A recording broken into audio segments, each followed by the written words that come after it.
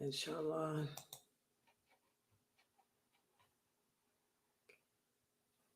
All right. Okay, so we should be live now, right? Inshallah.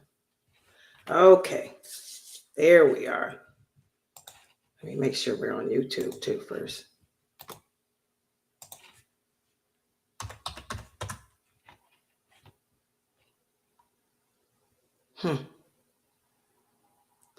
Y'all don't see me showing up on YouTube?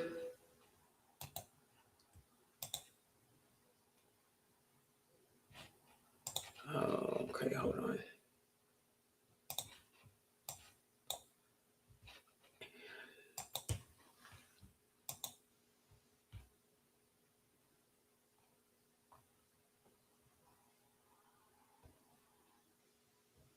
Okay, it says streaming.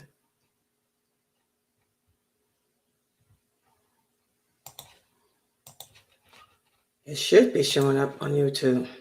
Let me refresh this. Yeah, we're live. Okay, here we go. All right. Ina alhamdulillah wa salat wa salam ala wa rasulullah. Welcome to the Sunnahfollowers Kids program for this week. And alhamdulillah, look who we have with us. Shuaib, where are you? Look at Shuaib. He's at the bottom of the tent. Oh, assalamu alaikum. Is that Shuaib? Look at him. He's at the bottom. Yeah. Oh, how are you, Shuaib? I'm at my grandma's house. You at your grandma's house? Alhamdulillah. Well, mashallah, I'm so glad that you joined us. Give my salams to your grandma and everyone, all the family there. You look so handsome. It's good to see you. And here's my two favorites right here, my two babies. There they are, Sister Sham's daughters. There they are. There's my Asma and Najma. Growing up, getting prettier every day. Y'all look just like your mother. SubhanAllah, you both are so beautiful. I'm so proud of the two of you. MashaAllah. And also we have Sister, there's Tahira. There's Mina Fresno's grandbaby looking just like her grandma. Assalamu alaikum, Tahira. You look just like your grandmother. Growing up, look at them eyebrows. Even your eyebrows is like your grandmother. Assalamu alaikum. She looks so pretty in that red. So, mashallah, we're going to kick off the Sunnahfollowers Kids program today. And we're going to start it off with our hadith for this week. And let me put this hadith up on the screen for this week. It's a pretty good one. I thought last week's hadith was great. This one is just as great. Let me share my screen here. And again, just so you guys know, we're studying from the book entitled 55 Hadiths. 55 Hadiths on Islamic behavior and discipline. And this hadith is made for the kids. This book is put together for the kids by Sheikh Muhammad Saeed Atli. And you can go to www.adlionline.com and pick up this book. We're going to be looking, this is hadith number 15. And this hadith is very important. Why? Because it speaks about hiding certain things that we do. We shouldn't let the rest of the world see us do, especially when we're disobeying Allah. It's talking about hiding our sins. And this hadith is narrated by Abu Hurairah. He tells us that the Prophet, sallallahu alaihi wasallam, said, all the sins of my followers will be forgiven, except those of the person who openly, publicly commits a sin, or a person who goes around telling other people's sins to other people. Let's think about that for a minute. Open sins. You know, Allah is so merciful, guys, that when we make mistakes, you know, he makes it so that other people don't see when you do it. For example, say you picking your nose. Some people like to pick their nose. But why would you go around telling people that you pick your nose? Nobody knows that you pick your nose but yourself. But you want to go and let everybody else in the school know, I pick my nose. Or When I'm at home by myself, I like to tear up my brother's toys. I like to tear my brother's toys up. Or when I'm at home, I like to go in my sister's room and throw her clothes on the floor. Nobody would know that you do that. So why tell it? A person that tells their sins like that is a person that's not ashamed of them. So the Prophet sallallahu alaihi wasallam said, Allah forgives all sins except for the sins that we do publicly, deliberately, intentionally, and those sins that we go around telling other people. Why? Because this is a person that has no shame. This is a person, that's really bragging and boasting. Okay? So this is a hadith that lets us learn a lot of things. Number one, we should try to hide the mistakes that we make. The bad things that we do, we should keep them just between us and Allah. And also, if you see your sister or your brother, like if your sister likes to pick her nose, your sister likes to scream out the window, if she's not hurting anyone or endangering herself, then that's her business. You don't go around telling people, what your sister and brother do in public, in private. Don't expose bad character, your bad traits, your bad character to other people. Also, again, Allah gives us many chances to repent. And the person who commits sins publicly, this is a person that has no respect for himself. This is a person that has no respect for Allah. Again, the person that hides his sins. This is a person who fears Allah. So we talked about public sins.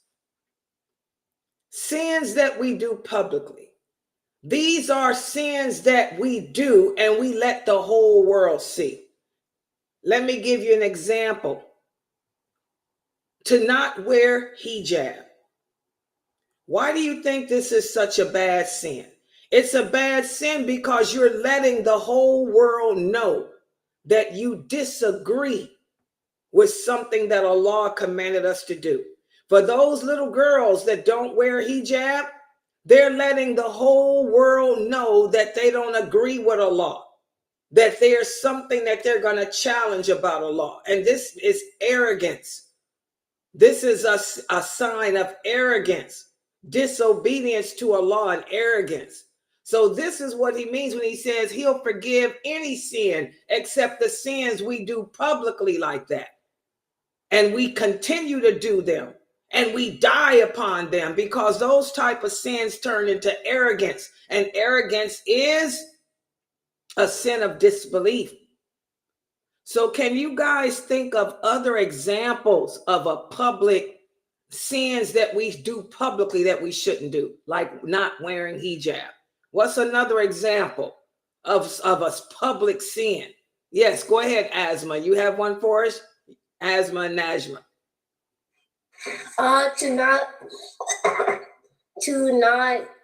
To shave your beard and not to have a beard.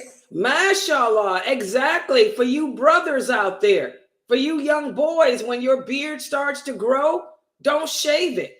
Because if you shave your beard, you're letting the rest of the world know that you disagree with Allah, that you're willing to challenge Allah about something.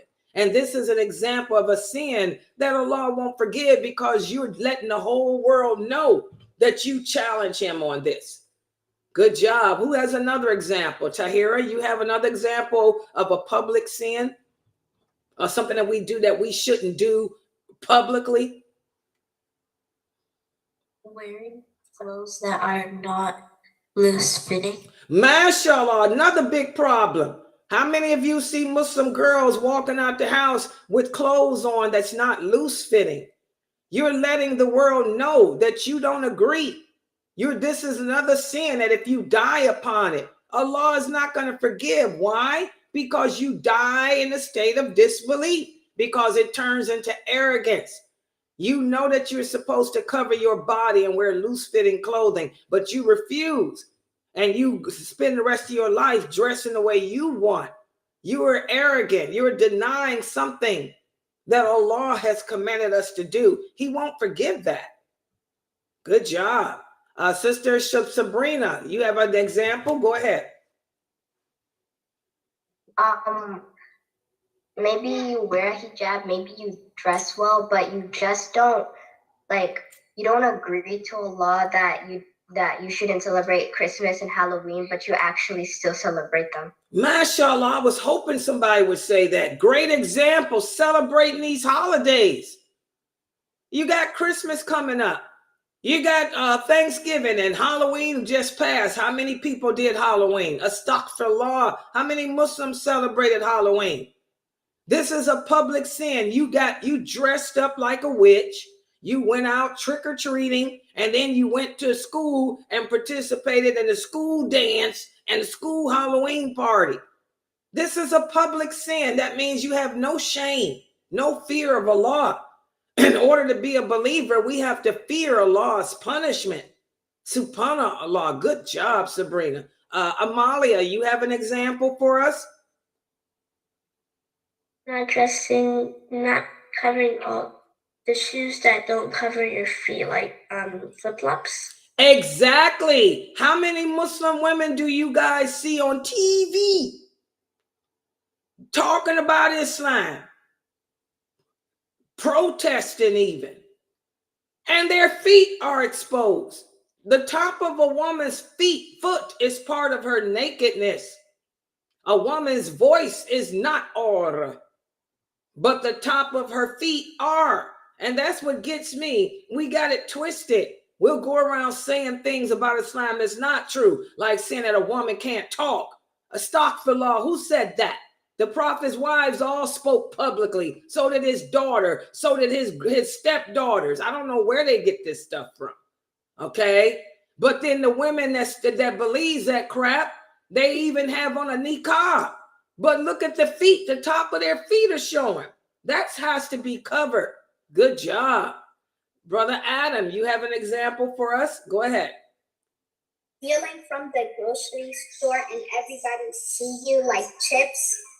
Exactly. How many Muslims you guys see do that? You go to the grocery store and they steal potato chips, steal candy, and don't care. They look in the camera and laugh. They think it's cute. You're publicly committing a sin. You're stealing. You know, Allah hates a thief, but you think it's funny. You think it's cute.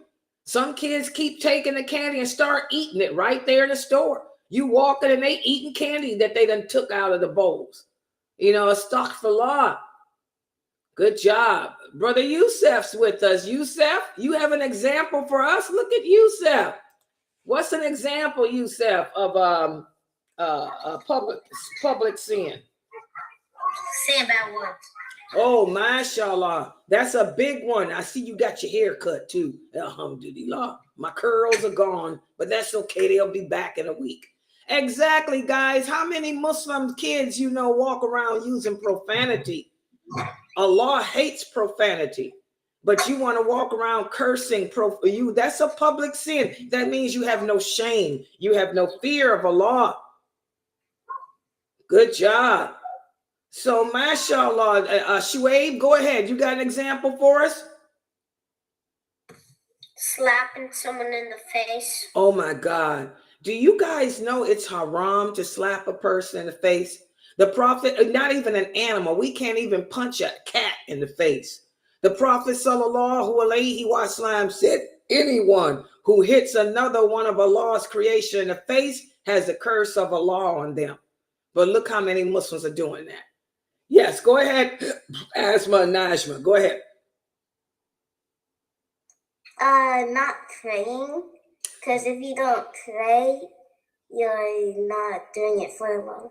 I was wondering who'd say that. Big example. Look how many Muslims just do not pray. They don't pray at all. You know, subhanallah.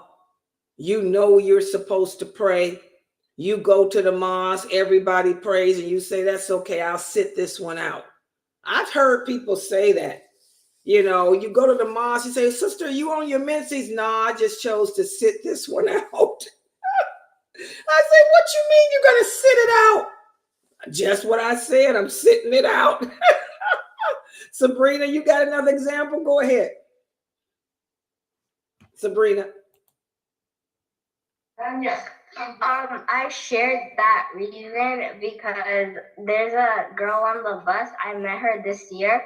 She came to school with a hijab, and then on Halloween, because Halloween just passed, she said that she was gonna go trick or treating and she was gonna dress as a bloody nun. And I told her, but that's haram. And she said, but we just want to get candy. And I said, but that's what they do on Halloween. And she said nothing.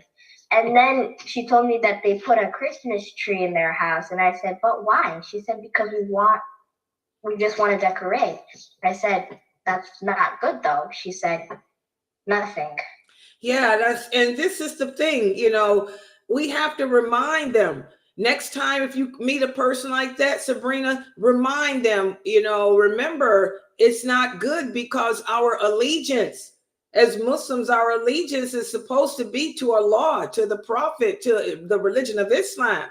We don't have allegiance to Christianity. We don't have allegiance to a Santa Claus, a Christmas tree.